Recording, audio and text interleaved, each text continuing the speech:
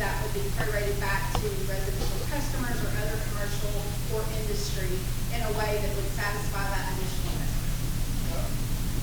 I would just say that the federal government, the state government, the Public Service Commission is probably going to continue adding laws and more regulations to that in the next year. We'll all be learning what comes out in the next session or from Congress too. So. Yes. And I also think that based on our conversations with Jordan Howard, there are other folks in the state that are doing and putting together more study information and more things that we can put our hands on and read and take a look at related to this. We're trying to decide yea or nay before the power study is done. So our ordinance will be in place before the power studies. Yes. That's the goal of trying to work off of an August, September timeline as far as the commission's consideration of the ordinance, is because we want to get everyone as comfortable as we possibly can to get the ordinance in place before the power studies. The power study is not something that obligates. It is, certainly something that there's an investment related to. I've never seen a consultant hired or a study done that didn't cost someone money. I have no idea what those amounts are or how that works or what the process is at all. Again, that's a question for the time. Noise. This is the big one. So some of you may have had friends or family, or maybe you lived at one time on the 84 West area where we've had some industry that was built there over the last 6 to 18 years. We learned a lot about not just noise from a decibel level, but what I believe we have a greater risk for where a data center is concerned, and that's a frequency. So a decibel is something that is just how loud or how quiet someone should speak. And we all hear that differently depending on our heredity and our age and how good God built our ears. Frequencies are things that people who might even be hard of hearing can still sense. If you've ever, stayed in a hotel, which maybe it's not a hotel, it's a motel, if you've ever laid your head down at night on a pillow under a roof that was not yours and felt some sort of hum in your ear, that's most likely a frequency. And you might not hear it when you lift your head up, but when you put your head down, you can definitely hear that noise. And so one of the things that you all asked for, Dr. Knoll presented back in June, was some parameters for this, and we are still working on best management practices related to that as far as the ordinance goes. We are willing to look at any recommendations or studies or actual information that you all have related to that. But this is a big conversation because we believe that it shouldn't be that if you can hear the noise beyond the property line, that it should be so low that it doesn't bother you. What we believe is that you shouldn't hear it at all.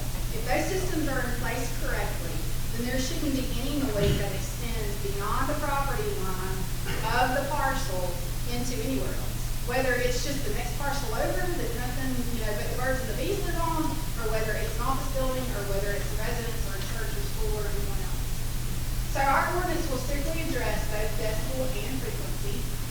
Also, the conditions that were approved, that list that I showed you early on for this particular property, it covered noise there as well. DC Blocks has demonstrated their approach to eliminate this noise by now putting this type of heating and cooling units on the roof and then using noise canceling panels that go up beyond that.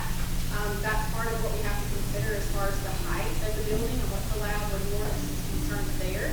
But I think this has been such a conversation in other communities. Probably what we've heard number 2 on the list after water consumption is the issue from the noise. So this is something we're paying a lot of attention to. There are also other uses in M1 that have the potential to create noise or frequency issues, which again goes back to my earlier conversation. I think this is a really big conversation for some of our regulatory in general related to our manufacturing for those planned developments on the category 2 consolidated. Lighting.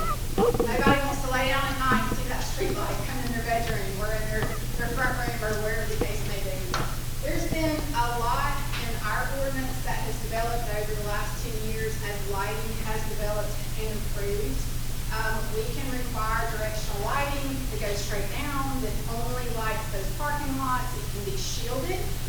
One of the things that we discovered in our research is LED lighting can be great, but if you're someone who's sensitive sensitive to that blue type light like I am, I will dig in the furthest corner of anyone's attic. If you tell me that you might have Christmas lights that still work, that are 10 years old or more, because I don't want my Christmas tree to glow blue. I want those old school soft white lights on it. That soft light, warm light, can also be required, and we plan to, as a part of our ordinance, so that bright bluish LED lighting is not something that's even on the site, but the lighting will be maintained to the site. Buffers and distance, again, this is something we're putting a lot of thought into. So that this can be addressed beyond the current M1 requirement. Rezoning of the property in question, address additional buffering. Now we're going to look at the map here in a second, because what we did was we picked a place on that map to say, okay, if a data center develops here, how close is it to the nearest residential property?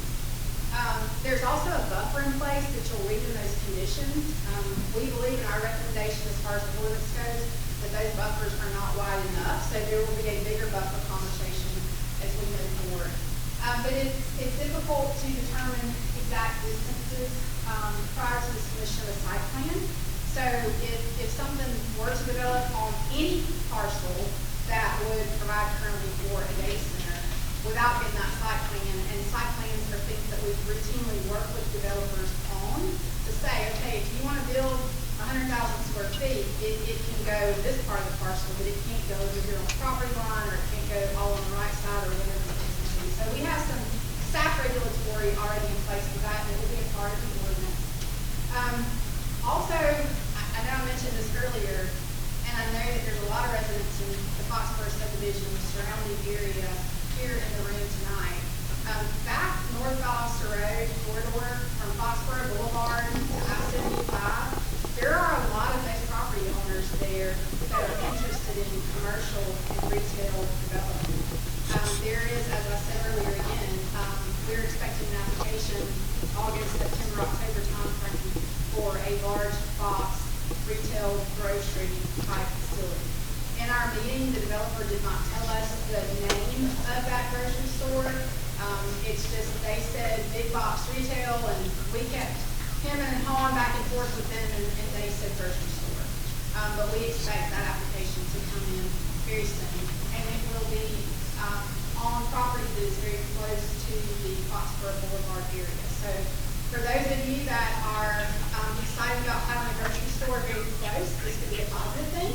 For those of you that are not looking forward to any additional traffic or noise that could cause, then certainly we will go through the process and make that information available to the public as that project is complete. All right, so whenever I said the what if, we have a hypothetical location that is in the middle of the parcel that has been rezoned. And we took our software in our planning department that we have, and we drew distances to the closest residential parcels or to through the buffer on there. So you all asked for 1,000 feet in the list that we got at the end of June.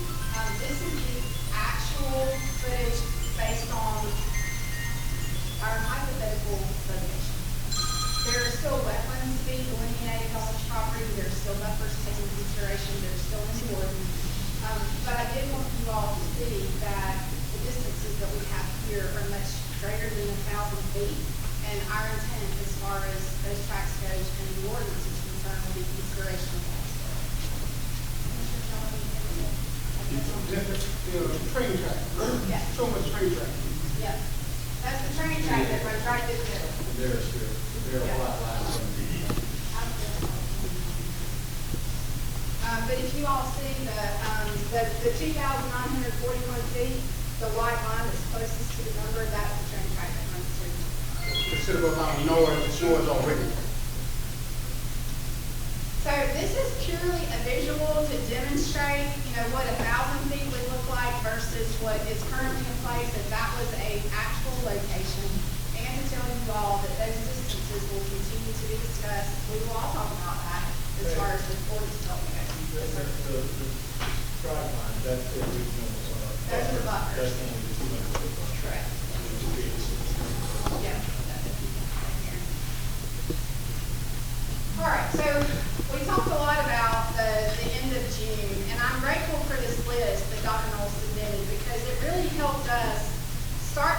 conversation as far as ordinance development goes, the expectation of our citizens. So you all bear with me, this was a lot, we would have had a lot of slides if we tried to get all this in here, so I'm gonna read through this list and just let you know where we are with it. So data centers, according to the request, shall be located at least 1,000 feet from structures of any residential dwelling, school, hospital, place of worship, or park. Distance to be measured from the nearest point of the data center building, including HVAC equipment and backup generators, to the structure of any residential dwelling, hospital, place of worship, or park. Our M1 setbacks already are in place, and then again, that distance is a conversation for the development of an ordinance.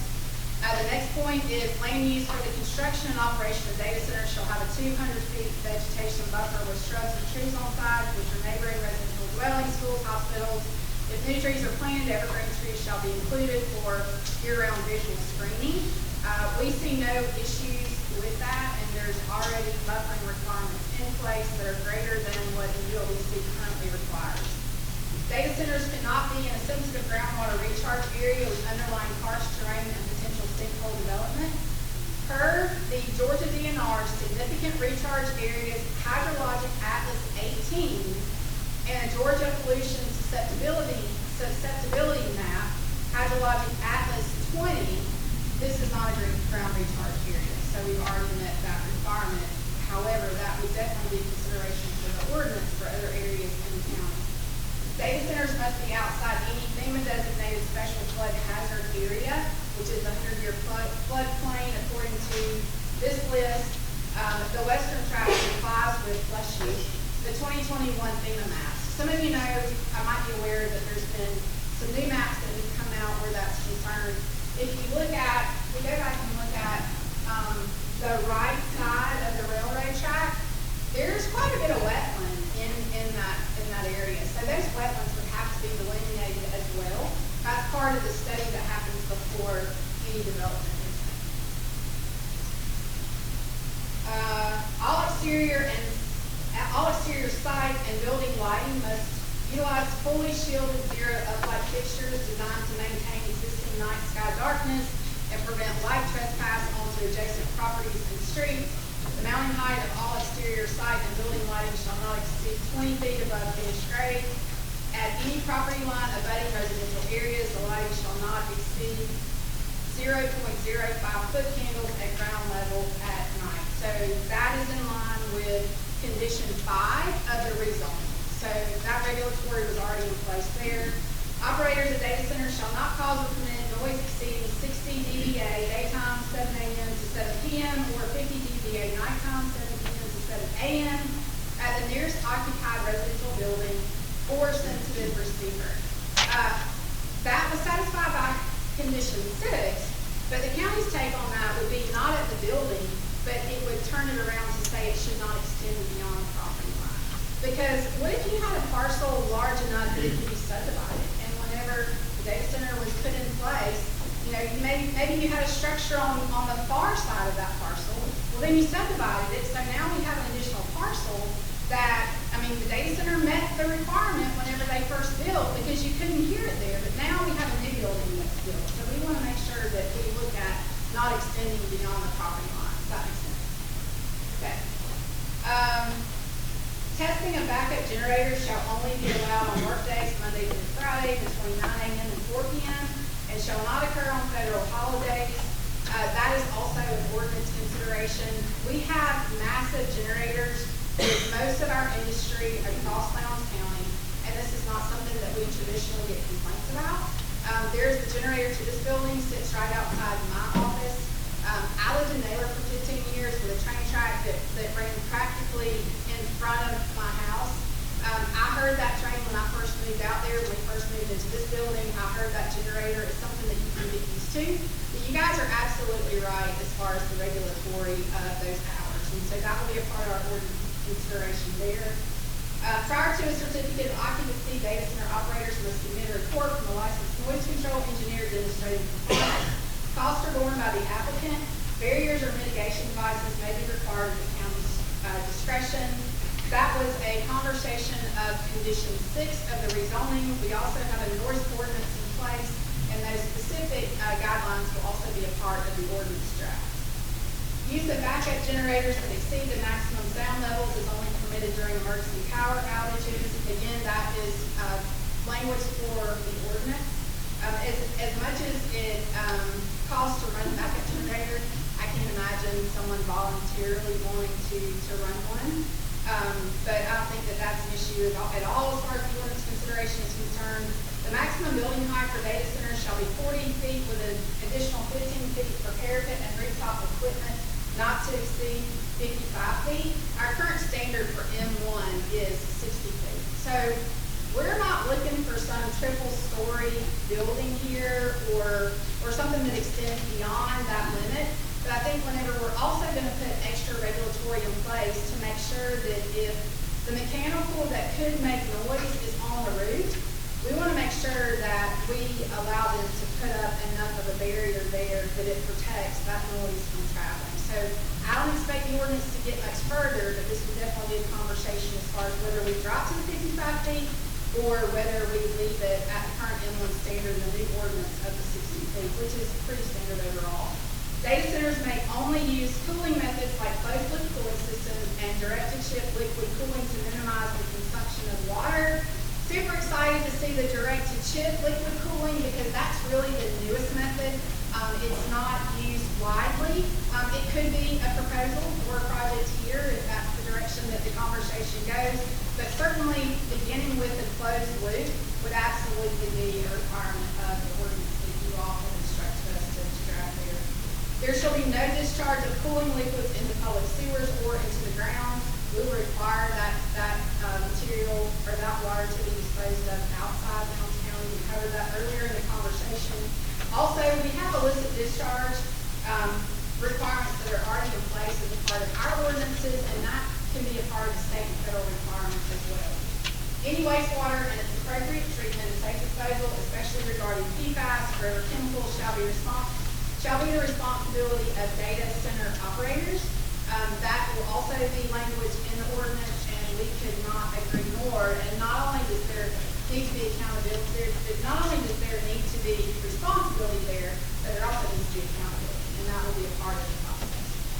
So the last item on the list was prior to a certificate of occupancy, all data centers must submit a hydrogeologic study conducted by an independent third-party engineering firm showing estimated annual water usage, a wastewater treatment plan showing that any wastewater will be treated and disposed of appropriately, an assessment that the data center will not be located in an area with underlying karst terrain and potential sinkhole development.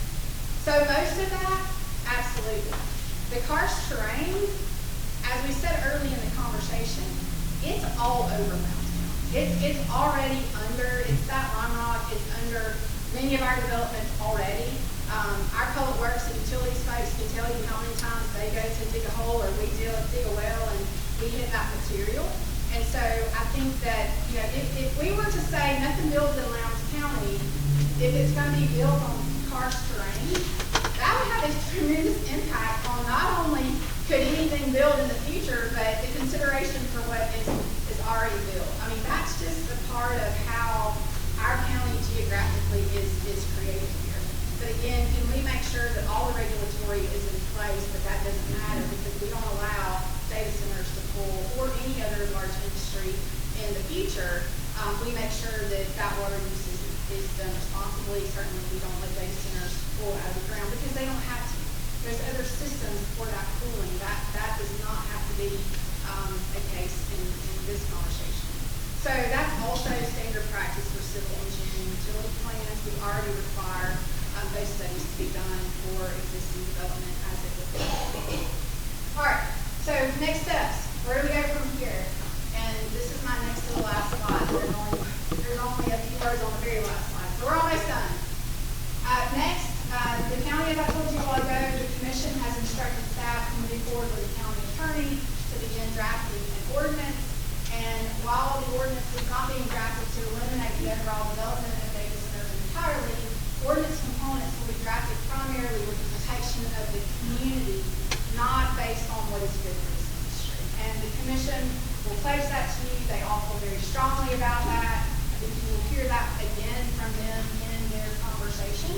And I think that there are some of you that have been so patient and have listened to me through this entire process, and God bless you for that, because this matters to me. I mean, I wish that we had a room full every commission meeting, that all of our citizens were engaged in everything that is going on in our community and our local government. So thank you all for being here, but you all are the priority. And for those of you that want to hear from the county that an ordinance is going to be drafted that just says no, we will never have a data center here. Lowndes County is closed for business. There are two things I think have to be considered as far as that conversation goes. Industry is important. Our average wages here in Lowndes County are lower than they used to be. We've talked a lot about affordable housing. It's important that we recruit industry with higher paying jobs to raise those average wages. That's important here to our local economy. Also, because of all the things that have happened in other communities that we've all read the information about, this can be done responsibly moving forward with the right regulatory. Whether that is a good fit for our community is still very much a part of the conversation. It will be part of the feedback that the commission gives us as we move forward. But that is very important because I have worked here for a really long time. I've watched these 6 people hold expenditures as far as our general fund goes for the last 5 years. You take a look at our budget, Lowndes County is currently operating at the same general fund expenditure amount in 2026 and moving forward in 27 that we were in 2018. I've watched them get us through 2, 3 hurricanes, a snowstorm, a flood. We are less than $3 million in finally recouping taxpayer dollars back to Lowndes County. That doesn't happen easily, and there's a lot of counties in our region that the taxpayers will never see that money returned. And Mr. Bill Tinney with ACCG is in the back of the room, and he can tell you a lot about that because he's called myself and our emergency management director, Ashley Ty, and some of the commissioners to say, hey, can you go see your neighbor, or can you go 2 counties over and talk to them about what they're doing to respond? I mean, the leadership that we have here and the responsibility and the concern and the conservatism on these things, I mean, that's something that as staff, we live with every single day. And even though these are my bosses and I appreciate them, I didn't say all that to make them feel good. The point that I'm trying to make is that you don't get that same level of the staff that we have here or elected officials across all of South Georgia. Data centers are coming to Georgia somewhere. They are going to continue to do it. We are saying here in Lowndes County that we are going to require a closed loop system. We are not going to allow water to be removed from our aquifer for a data center. Not every county in South Georgia is going to say that because from a local economy standpoint, or maybe from a lack of understanding or research, or maybe they don't have the staff. There's one county very close to Lowndes County that our second floor, our planning and zoning and permits and inspections and code enforcement people will tell you that they get a call sometimes daily asking for copies of our ordinances or what do I do about this rezoning. That type of leadership and capability, education, and experience does not exist across South Georgia. But guess what we do share with them? We share that offer. So I think there is a conversation. Again, this is not a for or against. But if data centers are coming to South Georgia, they're going to land somewhere. Is it here? Because the power folks will tell you they can only put in so many because there's only so much power. Or does it go to a neighboring county that doesn't have this type of regulatory in place, and then we do suffer the benefits of our aquifer there? Again, that is not a for or against. That is a part of the conversation that has not occurred yet. And I think it's a part of the conversation that needs to be added to the list as we move forward. So with that, Dr. Knoll, I'd like to give the commissioners some time to say a few words. You can come on up. You and I can take your questions. You all make me nervous. I stay right here. They would like to add, and then I will, I'll start out. I'm gonna ask the commissioner first before I make any comments. Commissioner, if y'all have anything you'd like to add? Do it. Read them or I don't have anything to add. Educated.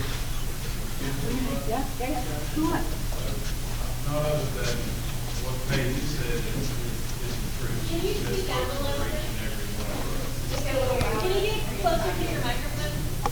Just saying that, I want to clarify the absolutely, absolutely correct. She speaks for, I guess I can't speak on how better but everything that she said, I agree with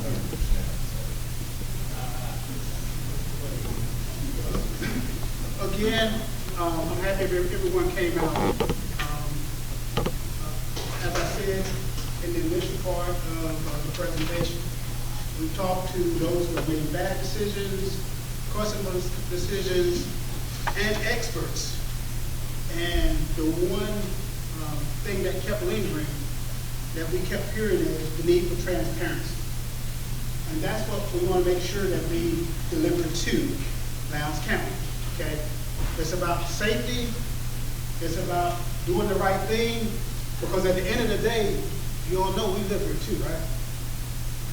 At the end of the day, some of the same area they're talking about possibly considering, we have relatives in those areas too, right?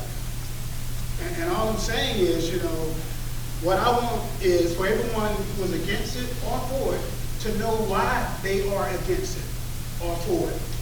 Because a lot of people are repeating what others are saying. A lot of people are trying to make this partisan, this party or that administration. A lot of people, this ain't about that. This is about Lowndes County and the safety of our citizens. And we're going to make sure this whole process is transparent. Everything that we know, you're going to know as soon as we know it. And I think we'll all benefit from it at the end of the day. And so just know why you're against it. Know why you're for it. Because you hear everything from, I don't want AI, partisanship. You heard about the noise, you heard about these other issues that we addressed. But I'm just telling you, know your reason why. So therefore, when we look to incorporate an ordinance or speak to it, your voice is heard. It's your opportunity. That's all I have. I would just say back to what Dave finished up. Lowndes County, we're the economic and regional hub for South Georgia. We have the size and scope to manage this correctly. We have the staff, we have the ULDC, we have zoning, we have permit departments, which you don't see in other counties and communities. Just like when we passed the burn ordinance, many counties around us took that exact thing and then implemented it because our attorney, our staff, our leadership can create the documents and hold people accountable to what is created. We've also all are getting great updates from NACA, the National Association of County Commissioners, going on visits and trips, touring, watching webinars. The chairman is very involved in every discussion with the State Association of County Commissioners of Georgia. We're getting access to moratorium ordinances, community agreements that other communities and counties in Georgia and other states, but mainly focusing on Georgia, have implemented. And some of these very now professional and all-encompassing ordinances didn't even exist 6 months ago.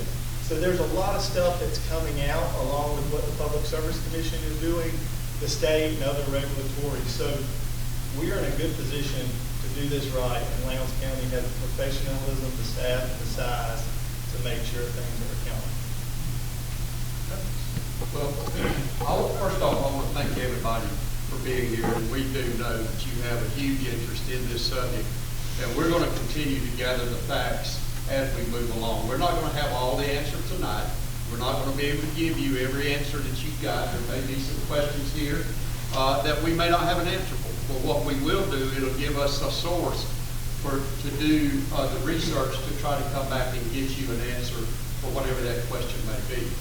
We want to just be able to separate the facts from the fiction, and I promise you there's a lot of fiction and there's facts out there, but it is our responsibility to be able to sort that stuff through and be able to provide you with the information as we move forward to create an ordinance that's going to be good for the citizens of this community, as well as also not slamming the door on the industry that may want to come here, whether it be a data center or any other industry that may be looking at our community.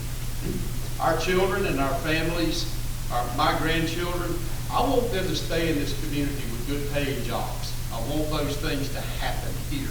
I don't want them to have to go off to Atlanta or another area to be able to get what they feel like are fair wages and a good job. I want them to find that right here in this community. and that's here. Now, we're not gonna I'm a long way from telling you that we're going to give up the community just for the sake of industry, because that is the furthest thing from the truth. We all live in this community. We've been a part of this community for a long time. A lot of us, as yourselves, you've raised your families, you've built businesses, and this community has been as good to y'all as it has to me. And I'm not going to turn my back on this community. I can promise you that. Now, are we going to be able to satisfy every single person in this room? Absolutely not. It will never happen. And so we have to understand that. What we have to do is do everything within our power to make sure that we get all the information that you need. All of this information is factual, that we can then formulate it into an ordinance that will protect you. Doesn't matter where you live at in Lowndes County. We've already addressed a lot of those. And so as we move forward, we hope that this is just the beginning of good conversation, good civil conversation on this issue. And I feel like by doing this, this gives everybody the opportunity. So, Dr. Lowndes, I'm going to ask you if you've got questions on something that maybe has not already been addressed tonight in tonight's presentation, then please, let's get those questions first, and we'll do everything that we can to answer them for you. If we can't, we will tell you that, and we will tell you that we will get the answer for it. And if there's anyone's questions that don't get addressed, then Dr. Knoll's going to give me all the questions that are written down so that we can work those into the presentation function. Okay. First of all, personal comment. I really think that two words are important: transparency and communication. And if I can be honest, please don't take it personal. That has sometimes be a problem in a way. And that is not, this is not the only place. So this is a good beginning for developing a different kind of style, how we talk with each other, so that we can avoid the kinds of tensions that we don't need in a community. I just need to say it, because it's me. Okay, good. All right. This is a legal question, actually, for the county attorney. What if a data center application comes in without the ordinance? So that's not a legal question. He advises, he doesn't decide. These people decide. Okay. And these people have said, if a data center ordinance comes in, or a request, or permitting request, or any plans, any of that comes in prior to the ordinance being drafted and approved by these 6 commissioners, or 5 commissioners or chairman, it will park until the ordinance is approved. You all do not have to worry about something sliding in over the next 4, 6, 8, 12 weeks, however that time frame is, and there being something that gets in before that ordinance is drafted and approved. Let me add, just absolutely, Ms. Dukes or the county attorney does not have to speak on that issue with the commissioners. That again is our commitment to you.